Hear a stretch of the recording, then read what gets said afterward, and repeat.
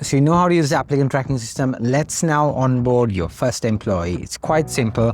With the HRIS, we have a few modules that are immediately available for you, which is the onboarding module, the people section, the time tracking, payroll, and leave management. We also have the loan modules, which I'll get into a little bit as well, that ties in with payroll, but essentially those are the main components that we have. Let's go ahead and onboard your first employee. So there are two ways you can do this. Like I mentioned before, while I'm going to the ATS, you can go to the Teams page.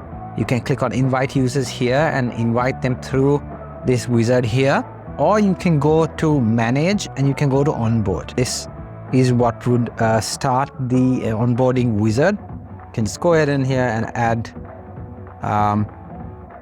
so let's just say employee number 3. See, role, admin, employee ID, 3.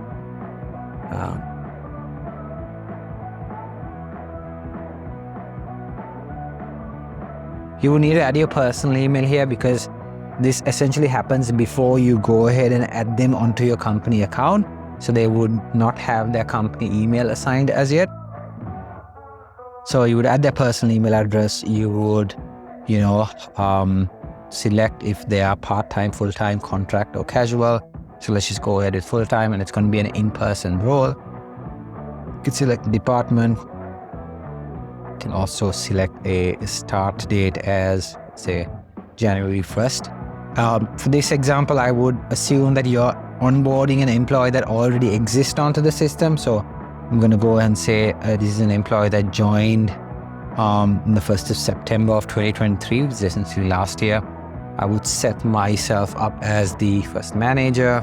You can set team leads as well, or you can add who he manages if you are the employees on the system. If you don't have salary information already set up or payroll policy set up, you can ignore it for now. And then you can also ignore the leave policies if you haven't had them set up.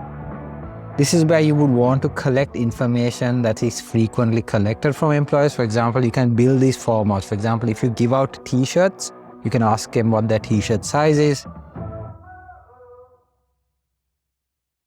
You can select whether it's short answer, long answer. You can add a helper text as well. You can make this mandatory. If you need to know if they have any food allergies, you can add that as well.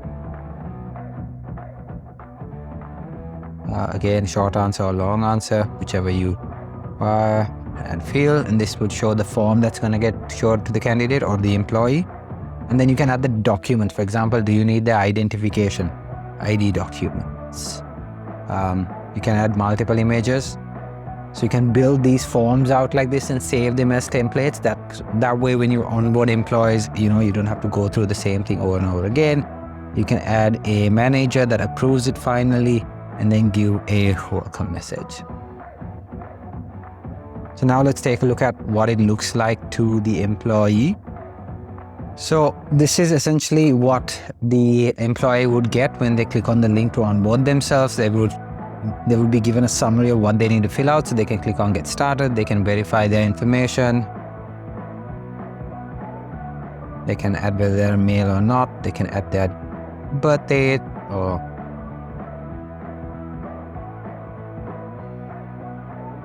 just choose a random date here. They can upload their picture if they want to.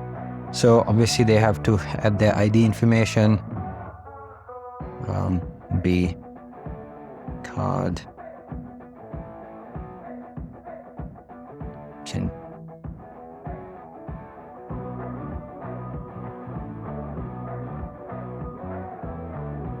The document, they can add multiple if they want to. Just click on save and continue. Personal phone, address,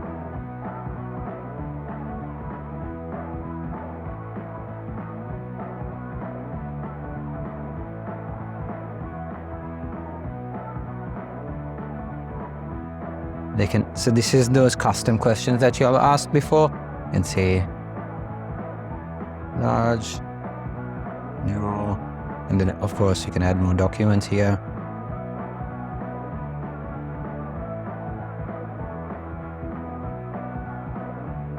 Save and continue.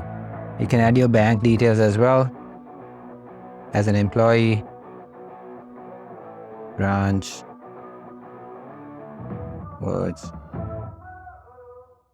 This is not information, account name.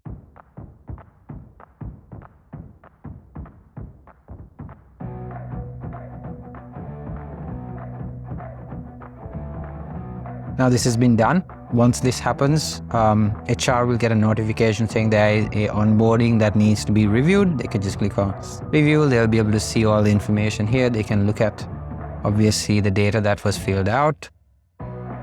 At the bottom here, now you can assign your company email here. So say Lahuru plus company XYZ employee 2 at rooster.org. Can approve and write. So now that email will be sent to them, to their company email. So if I quickly go and open that up, they would have received an email like this. So they can set up their password.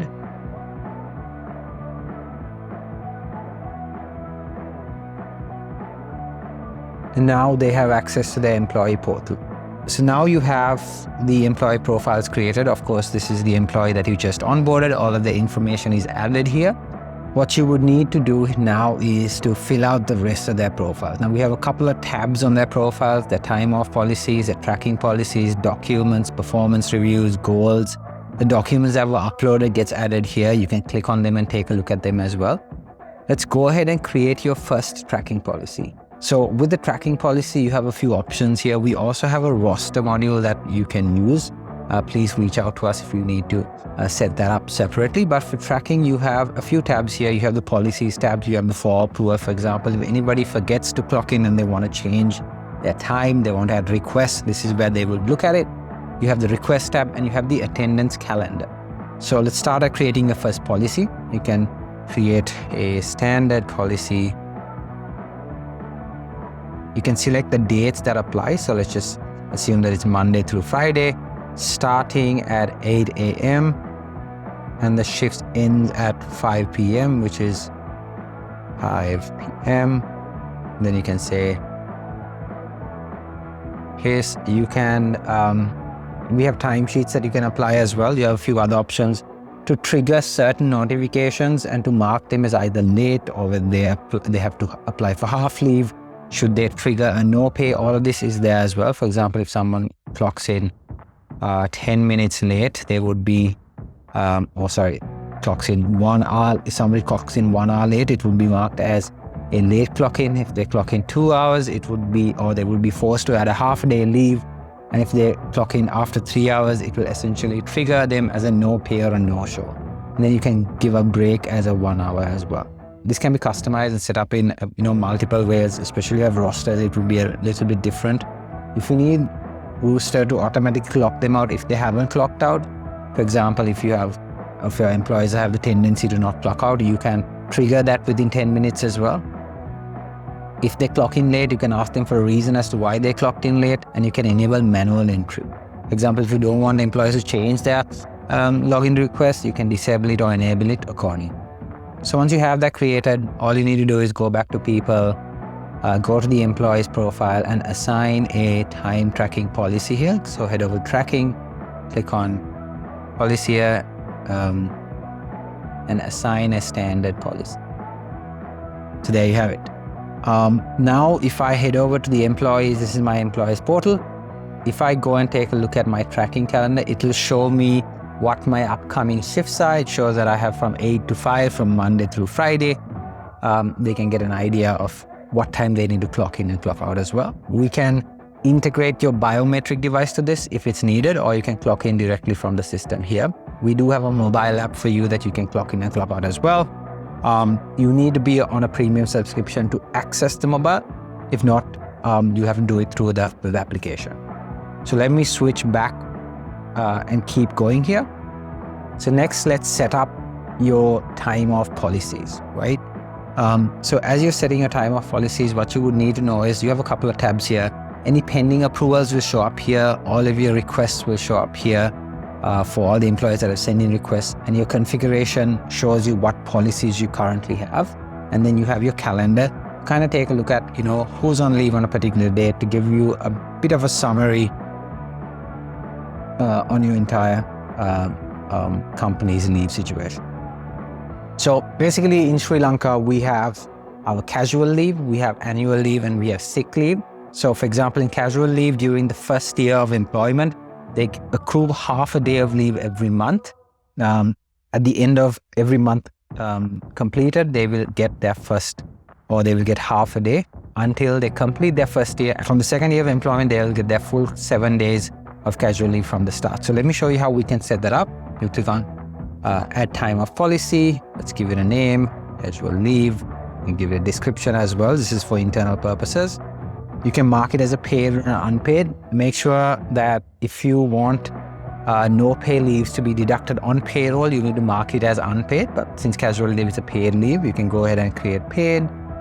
You can either have fixed entitlements or grants or leave grants. So things like leave leaves, those are leave grants that are given to employees. So it's called fixed entitlements is what I would select for casual leave. You have a few options here. You can hide entitlements.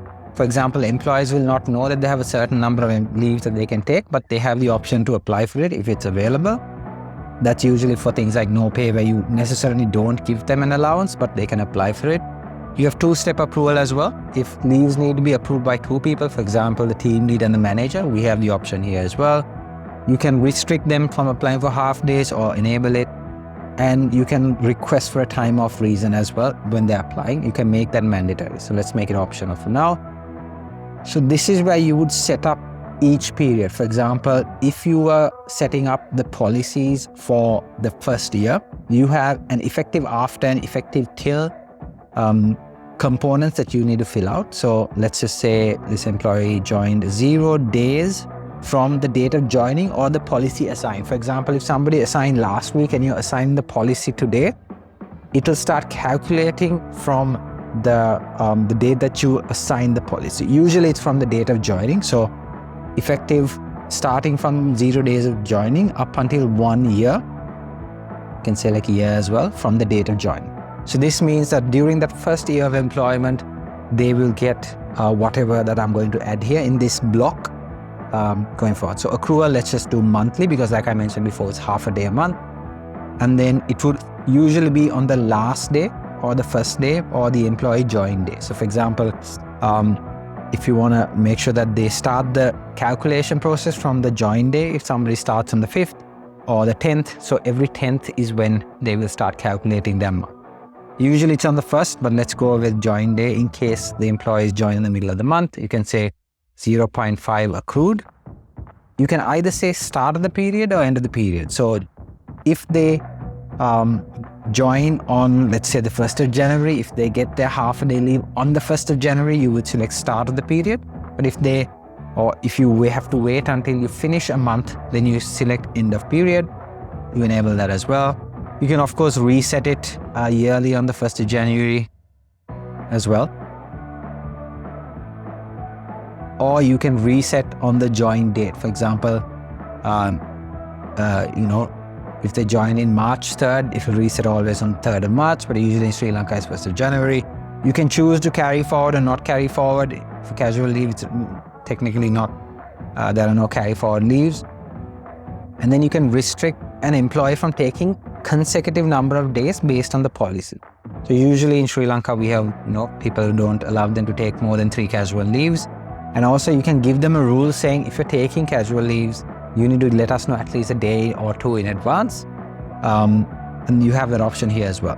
Now that is the first year. So now from the second year onwards, you would add another block here and create the next policy. So I would say 1 year of employment or 1 year start after the date of join. So 1 year after the date of joining up until the employee leaves, this would be the leave policy. You can deduct the leaves. For example, if somebody completes their year on the 5th of March or on the 1st of March and they've already used up 2 days of leave for that year, it will deduct it from the 7 and give them 5. So essentially that's what this means. Usually you would enable it. And then this would be a yearly accrual on the 1st of January every month. So this would be 7 days and the second day is given from the start of the period. And again, reset date, you can set it up to whatever day you all need. Typically, it's the 1st of January again. You can add these rules here as well, and you can create the time off policy. So that's how you would create your casual leave. Sick leave is similar to that. Instead of accruing monthly from day one, it accrues the 7 years. So you can set it up like that. So let's take a look at annual leaves. Annual leaves are a little bit different, where you would accrue the leaves, but it's also prorated. So in Sri Lanka, how this happens is you would get your annual leaves only after your first year of employment. And it also depends on which quarter of the year that you joined. For example, if you joined the company during, let's say, March of 2023, when you complete your first year in March 2024, you will not get the full 14 days, you will get 10 days. So let me show you how that works. Let's go ahead and type in a name. Again, give the description, and this is a paid leave as well. Fixed entitlement, again, it can be two-step. You can usually, annual leaves are not allowed to be taken half days, but you can enable if you want to. So I would say, since you're starting after a year of employment, the effective after will be 1 year from the date of joining till the last day. So essentially until they're offboarded, it will be a yearly accrual on the 1st of January, 14 days at the start of the period, resets every 1st of January, just like casual leaves do. And then sometimes companies allow you to carry forward if certain days. You can say 5 days or 10 days. So if they don't use 5 days, it always gets carried forward, or it can be a percentage of your leaves, saying 10% of your leaves get carried forward.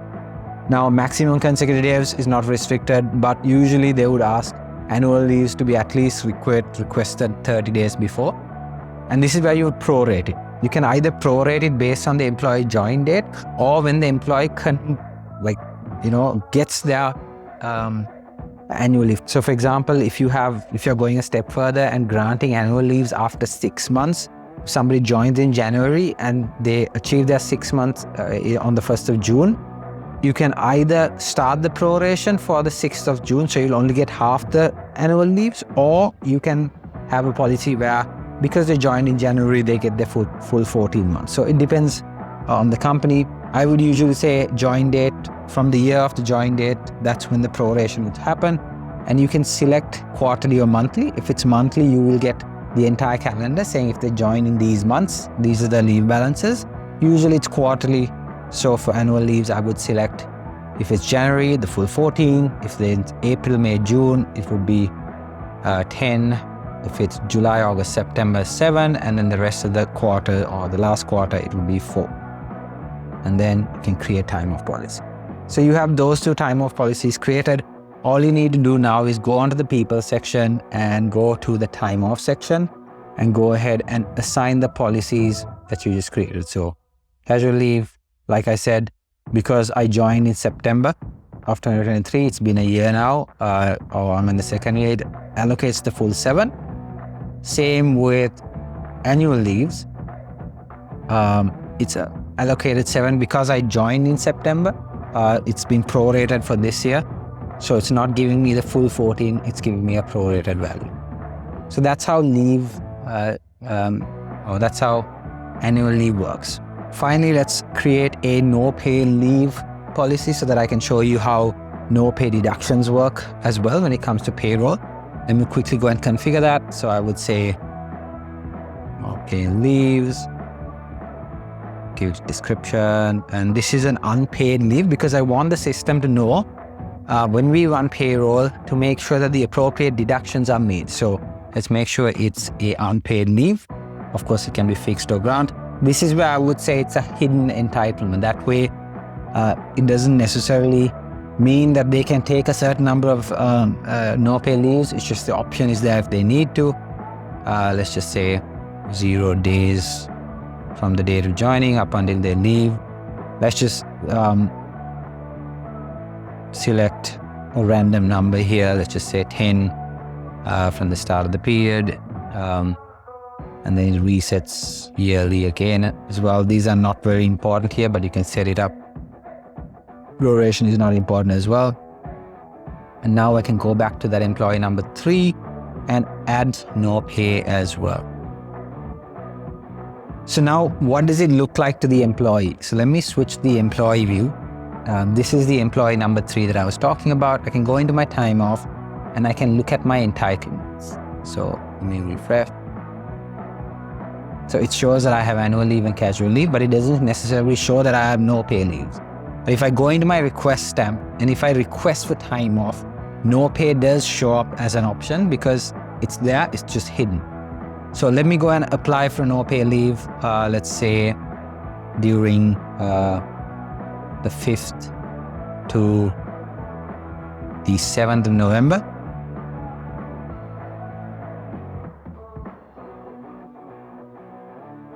Two days off. You can attach, medical documents or any other documents here as well. Now this goes as a request to the manager. HR can always go into the time off section and look at any pending leaves. HR has the freedom to approve it as well. So let me go and approve this leave now. And on my calendar, it's going to show up as employee number 3, November 5th to the 7th. There are actually 3 days here that they've taken days off. It shows up in the calendar as well. Now, what you don't see in the calendar is your company holiday calendar. So you can go to settings, go into templates and go to holidays. And you can set up the country that you're in. So let me load up the Sri Lanka holiday calendar. And also, I'm going to say that Saturday and Sunday is closed for my company as well, or the company that I'm setting up here. Now, when I go in time off calendar and go to calendar, it'll show that, okay, the holidays have loaded up as well. But if there is leave taken across a week from, let's say, Friday to Tuesday, it'll automatically reduce Sunday and Saturday because they've been set up as company holidays. So now that that's out of the way, once it's approved, of course, email notifications are sent back to the managers, the employees, and the status of the leave requests. And also, so let me just open this up as well. So if I refresh my page here, it'll now say that my leave has been approved by so-and-so. And then I can take a look at my calendar. If I am a manager, for example, if I go into my employee view, let me fill this up as well. Make sure that all employees fill in their preferred name. If not, the application doesn't really work. I can go into my leave management as a manager, go into my calendar and look at my team's leave. So if I go back to me as a manager that does not have admin access, if I switch to my team and go back and look at last month's calendar, it'll still show up. So now that we have your tracking policy set up, let's take a look at how we can have like a basic payroll structure set up in for a Sri Lankan payroll system, where you have EPF, you have ETF, and then you have APIT tax, as well as no pay deductions and any other allowances as well. So let's first create the policy. This is the policy that applies to everybody in your organization.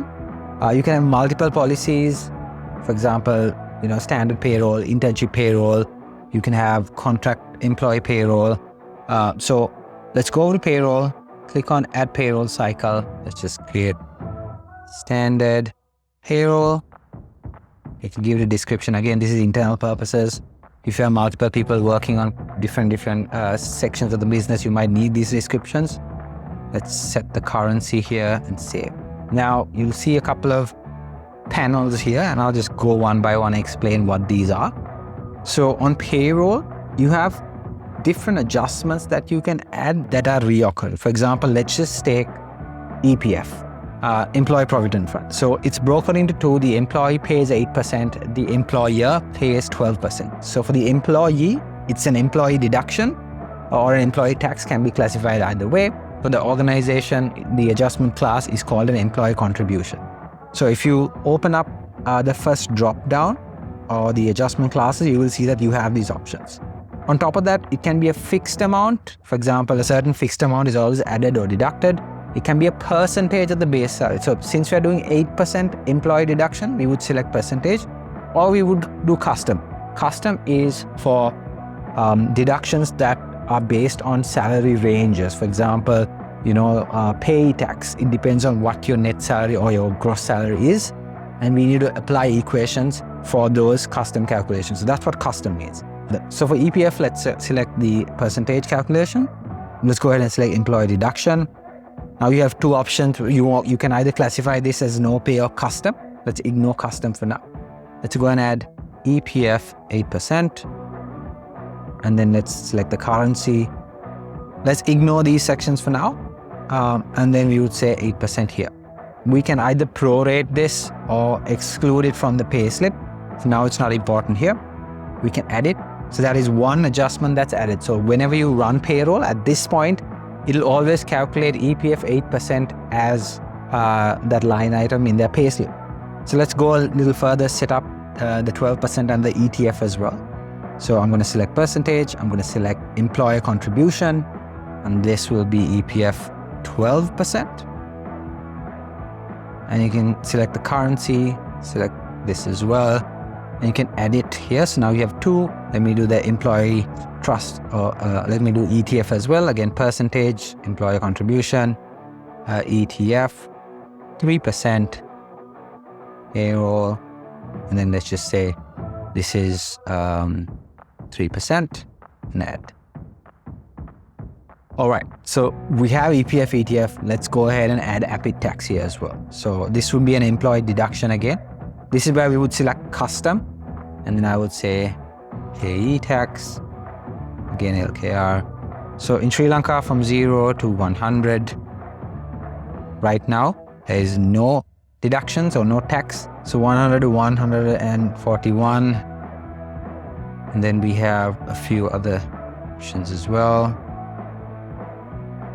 Now, obviously this can change, so make sure you're aware of the country's updated policies.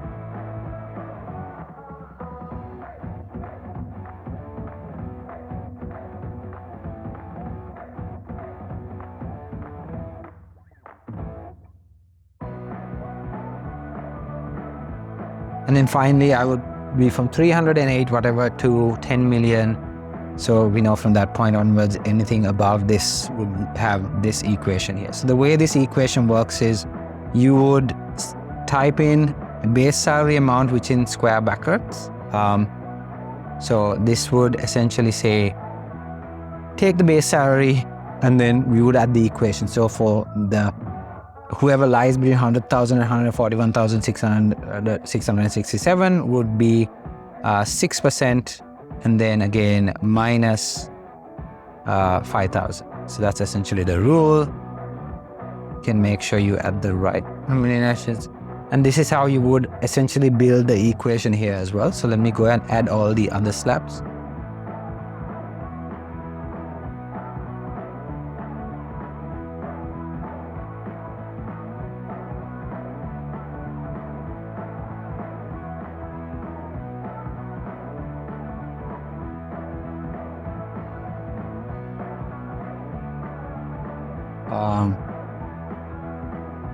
Save it as well. All right, we have the 4 main line items. Let's go ahead and add no pay as well. So now this would be a fixed amount. That is an employee deduction. And now you can classify it as no pay. So when you classify it as no pay, he takes the base salary, divides that by the number of days for that particular month, and gives you the day rate. So if you select it as no pay, you can give it a different name or leave it as that, and you can use it as pay currency. You can either add manually the days to the payslip, or you can let Rooster calculate this based on the employee's no pay leaves taken. So I'm going to go with add no from the no pay leave, and then select no pay leaves is the policy that we created before. So once I add that, now we have instructed the payroll policy to deduct the employee deduction from the leaves that they've taken automatically. So we are saying that HR will not manually intervene. Rooster needs to calculate it for us. The next part is the tricky part, where you now have to also readjust EPF. For example, if somebody has a no pay leave, the amount of EPF, ETF calculated for that month will also be less. So how do we tell the system to make sure that this no pay deduction is reflected in the adjustments made above? So you would select individual adjustments, and you would select the leaves that this needs to affect. It does not affect pay tax, but also make sure you check with a professional when it comes to these things. But just for now, it does not affect EPF, ETF. So you would only select EPF, ETF as no pay. You have a few options here. You can either hide the value if it's 0. For example, if there is no pay deductions, you can instruct Rooster to remove the line item from the pay slips. And if there is a value, it'll add it. So simple as that. You can prorate the adjustment, excluded if offboarded. So excluded if offboarded means that if an employee is offboarded for that particular month, this deduction will not be there. So you have options like that and different variations. If you have complicated payroll processes, please do reach out to us. We will help you set this up. Go and add. Now that you have your adjustments added, you need to just set up the rest of the payroll policy. It can be monthly. You can set up your first payroll cycle. So for me, I'm gonna set this up as October. You can select the payday. It can be a custom payday. Usually in Sri Lanka, paydays happen on the 25th of each month. And you can also prorate your salary. For example, if somebody joins your organization in the middle of the month, you will not pay them in full. You will only pay them for the number of days that they worked. Similarly, if they are offboarded in the middle of the month, you would also prorate their salary. So go ahead and say yes to prorate salaries. Now you have two options here. You can always divide, or you can always take every month as 30 days, even February, because it evens out throughout the year. Or you can follow the exact number of days. So for this example, I just select 30 days, and you can just make sure that an email is sent every time payroll is run as well. So just save the details, go ahead and select the manager that will be running payroll. So now you have payroll created. So if you click on it, it'll show you all the adjustments that you have. Now you need to assign this payroll to the employee. All of these options have bulk methods using Excel sheets and CSV sheets. Bulk methods are usually reserved for premium users. If you need those options, we can definitely share those with you. When you're adding payroll, make sure that you also add the contract type, whether they are a permanent employee,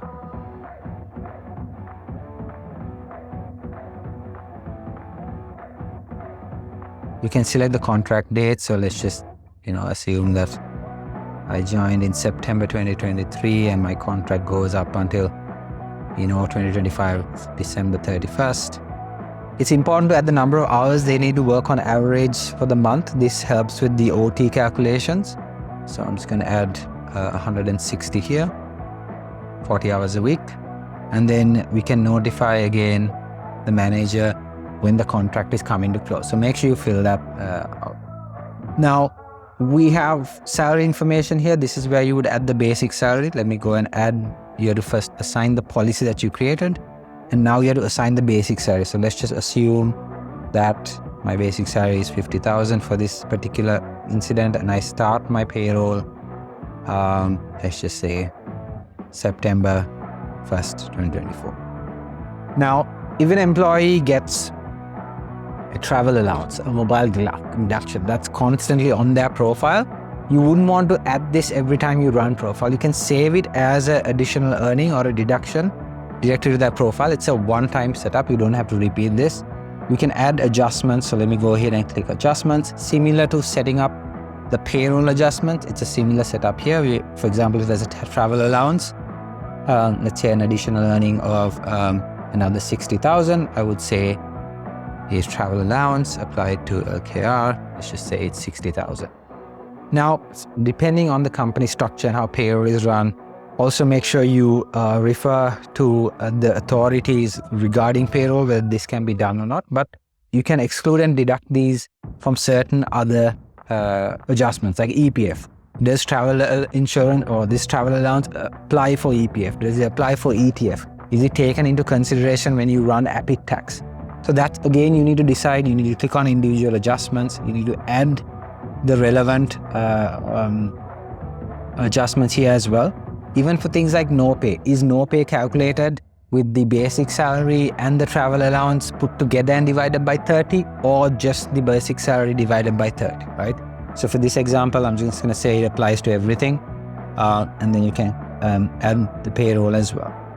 So there you have it. You have the setup now. This is what you would do to every employee. Again, if you have like 20, 30, 40 employees, we have a way to do it using Excel sheets as a bulk workflow. So you don't have to do it one by one. So reach out to us if that's the case. Now all we have to do is run payroll. Now, if you remember before, if I go back to time off, I'm going to go into my calendar.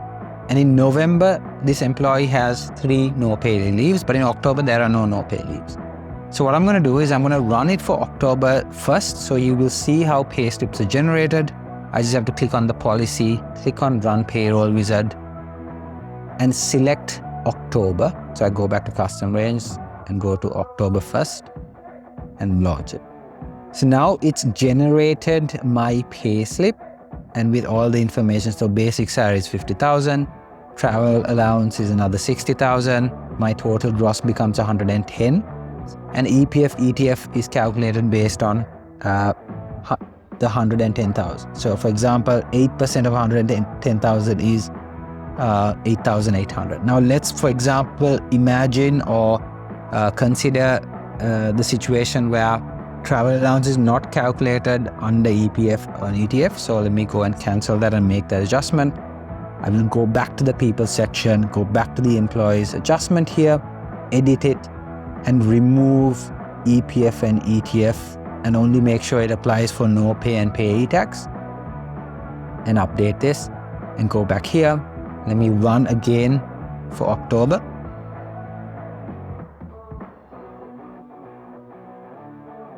And it'll show that now the EPF value has changed to 4,000 because it's calculating it only from the base salary. It says that there are 0 no pay days here. HR has the freedom to add additional no pay days if they want to. But let me show you how it automatically takes it for the month of November. If I cancel this and run it for the month of November, now you will see that there is automatically a no pay deduction made because there are 3 no pay approved leaves, calculates the date, and it automatically makes the deduction. Now you have the option of pulling up the table here for pay slips to take a look at a bird's eye view of all of the, if you have 30-40 employees, all 30-40 of their pay sheets will show up here as well. You have the option to export this on an Excel sheet. You have options to export it as a custom sheet. If you only want to do EPF, ETF reports, C forms, you can build that form here as well and save it as a template. You can do reconciliations. If you want Rooster to tell you which people's salaries have changed from a previous month, you can do that as well. So the possibilities are endless, the reports are endless. If you need custom reports created here for tax purposes, you can always drop us a message and we'll sort it out for you. Now, if I were to mark this as complete, me as an employee can go back to my employee portal, look at my pay slips, let me refresh real quickly, and it now shows that I have a pay slip that I can download, and I no longer have to, if I lose it, I don't have to go back to HR and pester them to say, hey, can you give me another pay slip? It's all on my profile right now. So that's how you would set up the HRIS in a nutshell. We have additional things like loans, rosters, which we will create videos for you as well. But yeah, that's what it is. Hope this helps. I encourage you to try the system out. Let me know what you think of it. I'd love to hear your feedback. But yeah, looking forward to hearing from you guys, and I'll speak to you all soon. Again, take advantage of the system right now. The system is free for less than 20 employees for a limited time. So definitely do check it out. And I hope we can help out with all of your HR processes. So yeah.